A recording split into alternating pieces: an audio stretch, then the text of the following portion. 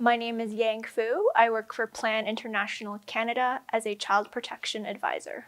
One of the methods that we found have been most successful in engaging in research and data collection is to use child participative methodologies.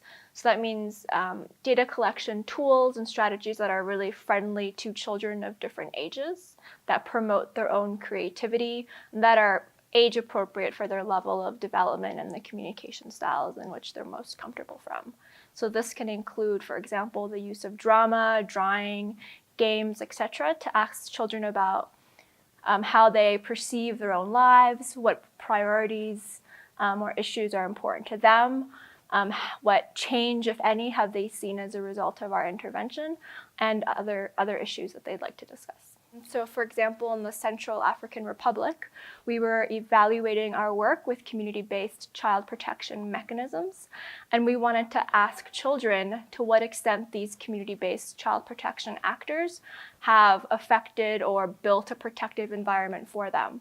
So we used a child-friendly tool called Most Significant Change, in which children, through drawing and explanation, describe what has changed in their lives from a certain point to another point, and then through a discussion we attempt to identify to what extent it's been associated with the project and other actors we've supported. So for an organization like Plan Canada, one of our key concerns is child and youth safeguarding during research and data collection.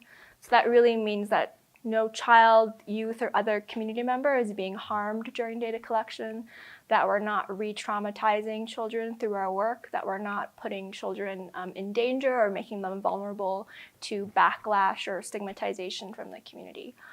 How we enforce this has a lot to do with how we work with and train data collectors or enumerators that we work with, giving them the tools to be able to communicate with children, and also making sure that they have the support of our own child and youth safeguarding focal points and child protection staff in case any issues do come up during data collection processes.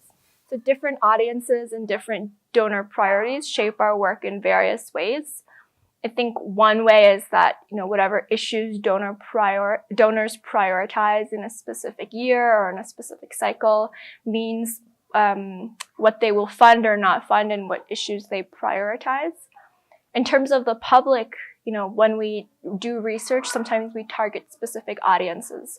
So that will have an implication in terms of the recommendations we come up with.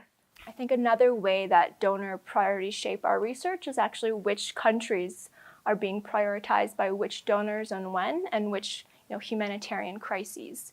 So in that situation, forgotten crises in certain contexts, such as the Central African Republic or Yemen, how do we as an NGO make sure that these other contexts are also being addressed and researched?